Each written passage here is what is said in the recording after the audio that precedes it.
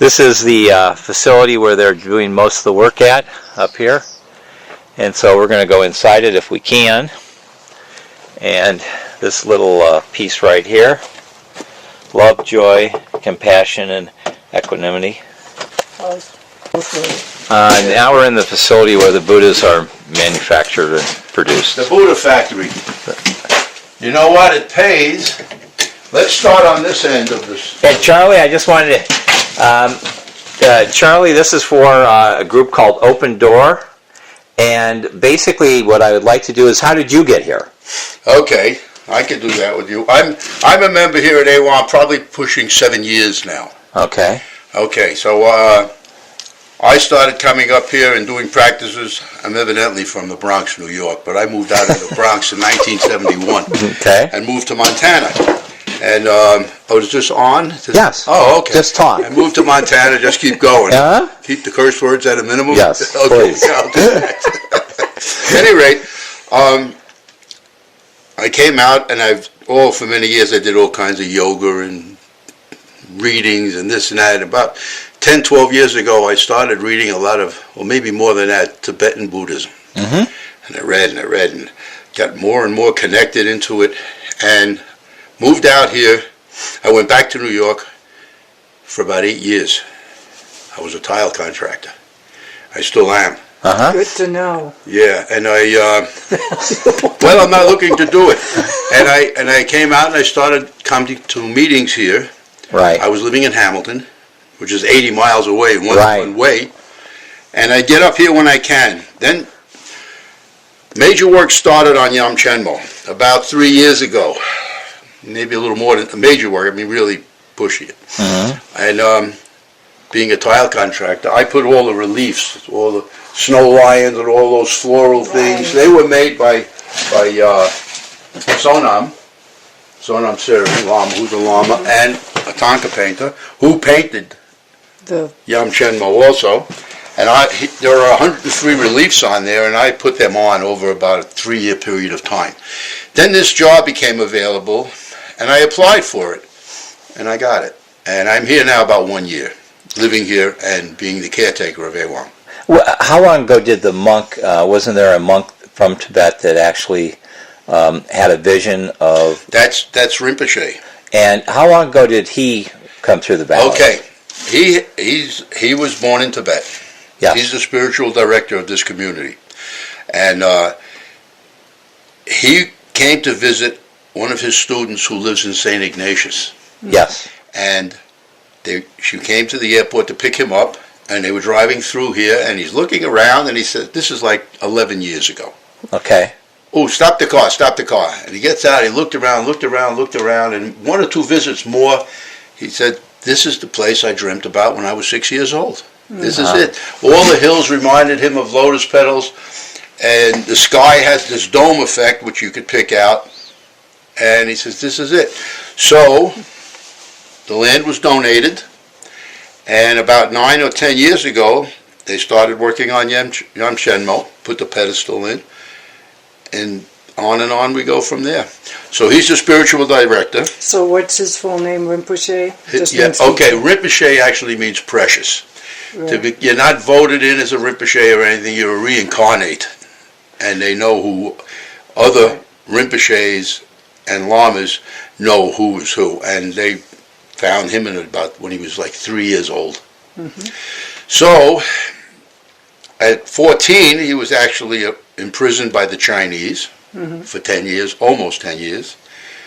And finally released after suffering whatever sufferings went on, which was supposedly not too nice. And he left, he went to Nepal, and eventually ended up in the United States. But he does have nunneries and projects going on in Asia, Nepal, Bhutan, India, and Santa Fe, and whatever else. What's his name? Tulku Songnak is his name. He's in the lineage of the Dalai Lama? Huh? He is the lineage of the Dalai Lama? No, he's a different lineage. Different lineage, yeah. So have you seen him? Yeah. Each of these Buddhas has hundreds of little prayers from Tibet, etc., in them. cast into them. Also healing herbs and The whole package. the whole package. So we're going to go see them right now. That's Okay, here is the prayers. right. May I? Yeah. And special packages combining prayers, herbs, etc. And basically each of these are cast into the Buddha. Just like that. And they insert them upside down into the mold. In the spine of the Buddha. And that's the statue. That's what he showed me. Now we'll go back into where the storage facility is for I'm all the... finishing off okay. the statues. Okay. So then they get covered up like this, and they get put over here for 28 days. So the cement, and covered like that, so the cement cures slowly. You don't want a quick cure. Right, we crack. Right, okay, so Quick cure. there they sit. After 28 days, the plastic comes off. They're sealed twice with a concrete sealer, so whatever dirt or whatever falls on them or happens, birds flying by, who knows, it does not penetrate. You can Right. brush it off, wash it off, and they'll always look like that, white. And they will remain white. They're not going to be painted or anything.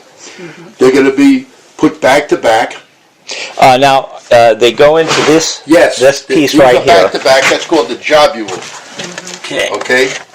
That's what that is. There'll be one of those back to back and a Buddha on the front and a Buddha on the other side, and they're back to back, and this is the backdrop. These will not be painted. And the Buddhas basically will lock Lock into this. there. They key in. They key there. in. They key in the back here. Here they are. Here's the two little keys you see here that fit in those pockets. It'll be cemented together then. Okay. They'll be cemented together, Okay.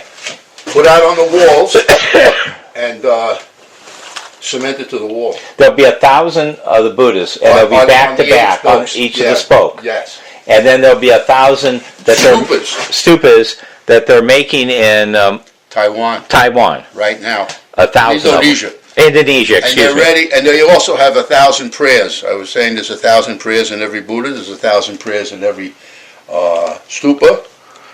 A stupa is a representation of Buddha's mind. Okay, the and teachings. that will go around the spokes. The outside. On the outside of the picture spoke. you have, the outer rim, like the wagon wheel itself, the wheel itself, is going to be 1,000. And what do they call the Buddha that's at the end of one of the spokes, but further back in the middle of their mandala? Oh, you mean the 4 Buddhas that are out there? There's 4 out there, but there's one white one that's at the end of one spoke further back. There's Oh, that one. That's Kuan Yin. Okay. Kuan Yin is a representation of Yam Chenmo, but that's a Chinese representation of Yam Chenmo. So it's Chinese Buddhism, but Kuan Yin is a Chinese Buddhism. Okay. And that's a pond.